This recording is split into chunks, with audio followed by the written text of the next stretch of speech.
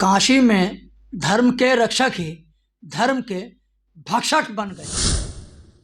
Kashi corridor के नाम पर जिस तरीके से भगवान शिव का परिवार को उजाड़ा गया है, वह एक हिंदू धर्म के लिए, सनातन धर्म के लिए चिंतनीय विषय है।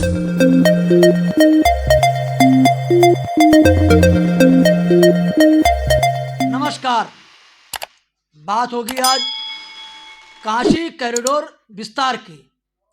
काशी कॉरिडोर विस्तार के लिए एक बड़ी परियोजना है और उस विस्तार के लिए लगभग 650 करोड़ रुपया केंद्र की सरकार खर्च कर रही है। काशी वह तीर्थ नगरी है जिसका इतिहास बहुत पुराना है और वहाँ के मंदिरों का पुराणों में उल्लेख है।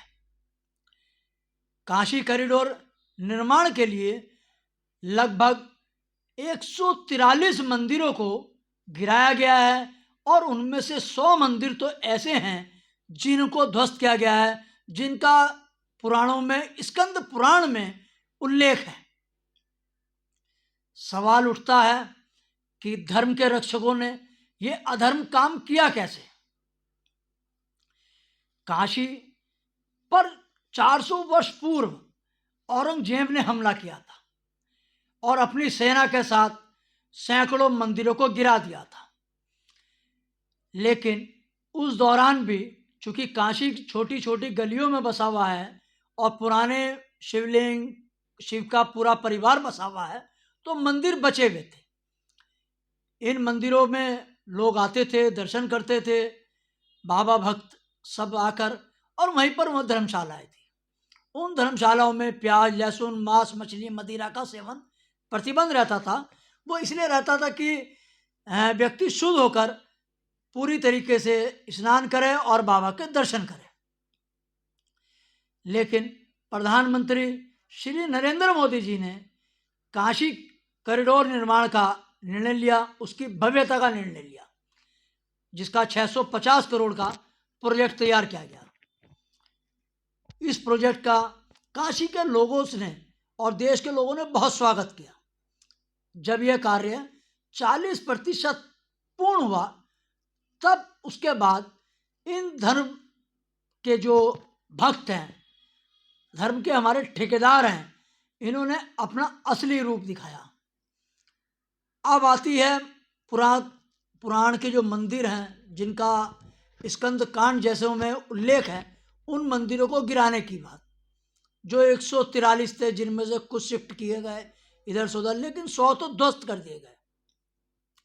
उन मंदिरों को जब गिराने की बात आई तो काशी के जो पंडित मजदूर थे, उन्होंने, या काशी के अन्य समुदाय के जो लेबर थी, उन्होंने उन मंदिरों को गिराने से इनकार कर दिया। अब मंदिर तो चूंकि ये गिराने थे, तो इन्होंने लेबर का इंतजाम बंगाल से किया। बंगाल में भी एक विशेष संप्रदाय के मजदूर लाए गए और उन्होंने उन मंदिरों को ध्वस्त किया। ये मजदूर वहीं पर बैठकर, इधर टूटे हुए शिवलिंग पड़े हैं, शिव मूर्तियां पड़ी हैं, वहीं पर मांस मदिरा का सेवन करते हैं। उस काशी की नगरी में मतलब धर्म के साथ साथ अधर्म का सिलसिला शुरू हो गया। और अधर्म भी ऐसा कि काशी के लोग हजारों वर्ष तक अपने पापों को धोएंगे, तब भी वो उनके पाप कम नहीं होंगे। पाप तो किया किसी ने, लेकिन उसकी भरपाई काशी के लोग कर रहे हैं। इन पुराणों में अन्नपूर्णा माता का मंदिर सहित सैकड़ों शिवलिंग को तोड़ दिया गया। बंगाल के मजदूर ने इस कार्यों को अंजाम दिया। अब मजदूरों की क्या गलती, वो तो चूंकि लाए गए थे इसी काम के लिए, तो उनका तो अपनी मजदूरी करनी है और काम करना है। सत्ता जो है एक अहंकार का रूप धारण कर लेती है। रावण को भी अहंकार था, शिव भक्त था, राम जी ने भी शिव की पूजा की, लेकिन भगवान शिव ने, बाबा ने अपने परम भक्त रावण का साथ नहीं दिया, राम का साथ दिया।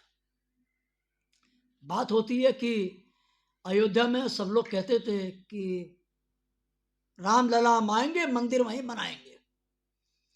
तो जब मंदिर को एक स्थान से दूसरे स्थान पर शिफ्ट करना, उसका महत्व नहीं है। मंदिर जहां पे मूर्ति या शिवलिंग स्थापित है, उस स्थान का महत्व है। अगर कहा जाए वैष्णो देवी का मंदिर जो है वो पहाड़ों पर है और उनकी पिंडी लाकर कटरा या दिल्ली में कहीं रख दिया जाए, तो क्या वही महत्व रहेगा? महत्व जहां पर पिंडी स्थापित है वहीं पर है। इसी तरीके से रामलला की मूर्तियां कहीं और उठाकर 2010 में जो आज सुप्रीम कोर्ट ने एक निर्णय दिया था कि 33% ट्रस्ट को दी जाती है, रामलला को दिया 33%, कोई नहीं माना उस निर्णय को कि मंदिर हम वहीं बनाएंगे। तो जब उसी स्थान का महत्व है, तो फिर यहाँ काशी में कुछ मंदिरों को दूसरी जगह उनकी मूर्तियों को स्थापित क्यों किया गया? ये बहुत बड़ा सवाल है। अब 650 करोड़ का प्रोजेक्ट है। इस प्रोजेक्ट का प्रधानमंत्री ने हवन पूजन के साथ किया, और जिस पंडित ने हवन पूजन कराया उसके घर में सूतक लगा हुआ था। 2 दिन पहले ही भतीजे की मृत्यु हुई थी। सूतक में कहा जाता है किसी के घर में सूतक लगाता है उस घर में कोई पूजा पाठ भी नहीं होती, लेकिन हमारे प्रधानमंत्री की पूजा भी एक सूतक लगे परिवार के ब्राह्मण ने करा दी। तो अगर कहा जाए तो काशी में धर्म नहीं अधर्म का बोलबाला हो गया है। वहीं पर इस प्रोजेक्ट के साथ लगभग 300 बड़ी दुकानें, शोरूम खोले जा रहे हैं खाने पीने के, जिन्हें बड़ी बड़ी कंपनियां लेंगी, मैकडोनाल्ड जैसी कंपनियां। वहां पर अब सब कुछ मिलेगा, लहसुन प्याज ये सब चीजें नाम की रह जाएंगी। बड़ी कंपनियां, उन्हें तो पैसा कमाना है। तो काशी का रूप तो भव्य हो गया, इससे तो इनकार नहीं किया जा सकता, लेकिन वहीं कहीं उसकी भव्यता तो बढ़ने के साथ साथ अभव्यता, असमानता, अधार्मिकता बढ़ गई है। इसको जो कदम इस सरकार ने उठाया है वो उसकी नज़र में हो सकता है बहुत अच्छा हो। आज जगह जगह जाने पर शुल्क लगने लगा है, जो पहले सब निःशुल्क होता था।